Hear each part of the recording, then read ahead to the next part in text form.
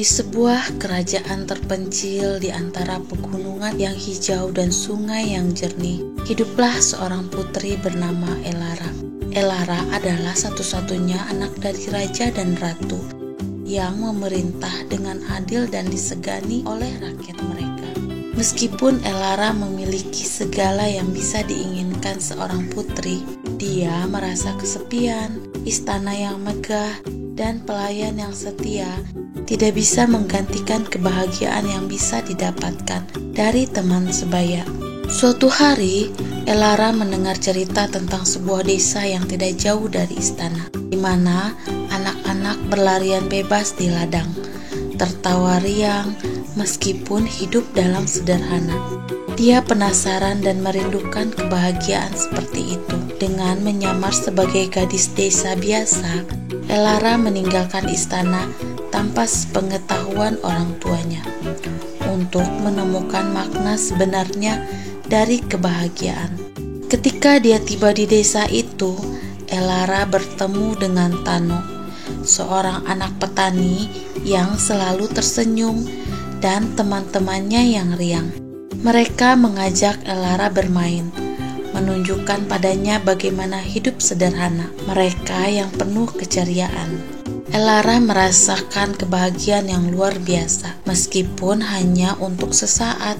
Dia bahkan belajar untuk menari di bawah langit bintang yang cerah dan tertawa bersama dengan anak-anak desa. Namun saat malam tiba, Elara merasa sedih karena tahu dia harus kembali ke istana, meninggalkan teman-teman barunya di belakang. Dia merindukan kehidupan sederhana itu dan terutama merindukan Tano, teman yang telah membuatnya merasa begitu diterima. Kembali di istana, Elara berusaha untuk menjalani hidupnya seperti biasa. Tetapi kebahagiaan sementara di desa tetap menghantuinya malam itu.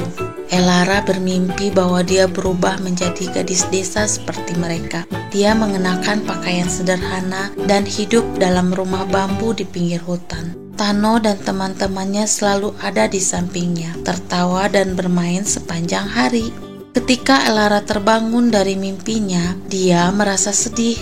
Kenyataannya terasa sangat berat karena dia adalah putri raja dan takdirnya sudah diatur sejak lahir. Namun dia tidak bisa menghilangkan rasa hampa dan kesepian yang terus menghantuinya. Suatu hari, Elara membuat keputusan yang berani. Dia mengumpulkan semua harta karun dan harta benda yang dia miliki dan pergi ke desa lagi. Kali ini dia tidak menyamar, melainkan memberitahu semua orang siapa dia sebenarnya. Rakyat desa sangat terkejut melihat putri mereka datang ke desa mereka. Tetapi Elara menjelaskan bahwa dia datang untuk memberi mereka kebahagiaan.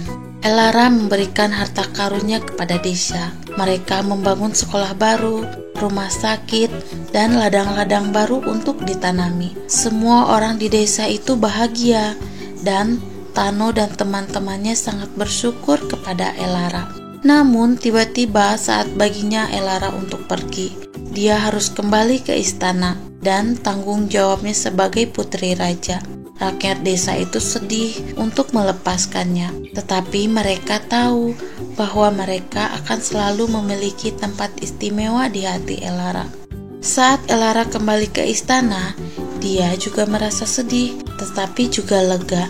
Dia telah menemukan makna sejati dari kebahagiaan, bukan karena kekayaan atau kemewahan, tetapi dalam memberi dan menerima cinta dari orang lain. Dari hari itu, Elara belajar bahwa sejatinya kebahagiaan ada di dalam diri kita sendiri, dan bahwa kebaikan hati dapat mengatasi segala hal. Dan meskipun dia putri, Elara akan mengingat kenangan indah itu dan tawa anak-anak di desa di bawah langit yang begitu cerah.